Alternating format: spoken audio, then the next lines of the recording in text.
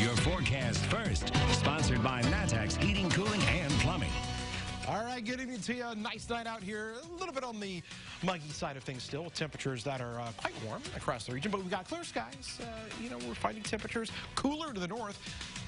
Pawnee, Watsika, Bloomington, mid-60s there. But we've got the 70s here from Champaign down to Taylorville. Still 75 in Effingham.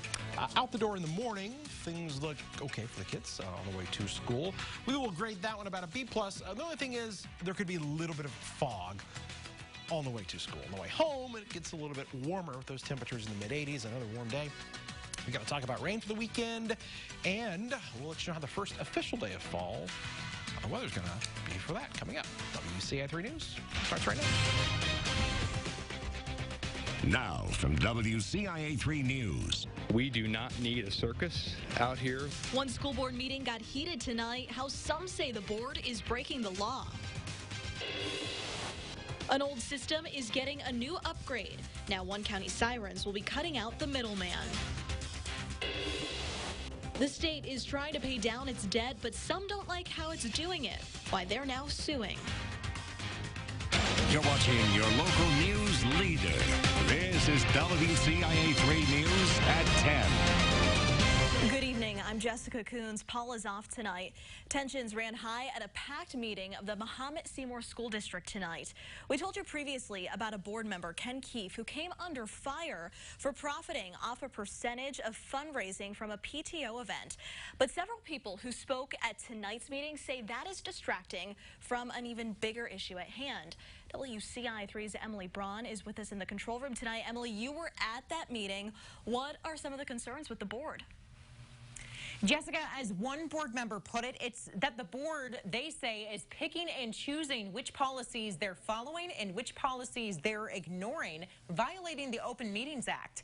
Visitors who came to this meeting tonight echoed this. One spoke about the 5-minute time limit, for example, saying some speakers were cut off at 5, while others are allowed to go longer. Several board members talked about the fact that a budget they're supposed to be voting on wasn't posted in its entirety until Friday. Then it all came back to Ken Keefe and how he profited off of proceeds from a PTO charity event. He resigned from the PTO, but he is still on the school board. People questioned that as well. I just think he misled the voters. I think he misled the community, and I think there's, obviously some real trust issues. Getting somebody to apologize is impossible. It just really is. So the fact that he was willing to own what he did, the mistake that he made, and apologize and make it right. I just don't know what else you want. A lot of this debate was caused by the fact that public records show Keefe didn't list his Fund for Us business in his State of Economic Interest form, which he's required to file, before he ran for the school board this term. Board member Megan Hennessy says if we're going to look at the way he improperly filled out a form, though, then we should look at a stack of other forms filled out incorrectly by people with the school district as well. Now, one of the visiting speakers during the meeting did call for an investigation on whether or not Ken should suspend his board seat until an investigation is complete. But the board went on to say that they don't have the authority to do that. That has to be handled by the Regional Board of Superintendents, and it is rare that that situation happens. Jessica? A lot happening over there in Mahomet. All right, Emily, thank you. Now, Ken Keefe said in a statement last month that he would pay back the money he made from the fundraising campaign as soon as possible. As for how much he made, he also said in that statement that he wasn't even making minimum wage for the time he put into that platform, Fund for Us. We have an update to a story from last week. DCFS says it's still investigating at Thomas Paine Elementary in Urbana. We told you a staff member was accused of assaulting a student with special needs. The district said police finished their investigation and did not find any evidence to support the accusation. DCFS says it tries to finish its investigations within 60 days, but it could take more or even less time than that. They could not comment on the specific case. We're learning new details about a lawsuit filed against a former U of I professor. Gary Hsu was head of the East Asian Languages and Culture Department at the U of I. He resigned last year. A lawsuit filed last week accuses him of physical, sexual, and emotional abuse, including rape, forced labor, and beatings. Vina Sun is one of those women. She says Hsu beat her, raped her, and even tried to kill her. He went to the parking lot and started his car, driving after me, trying to crash me in the street.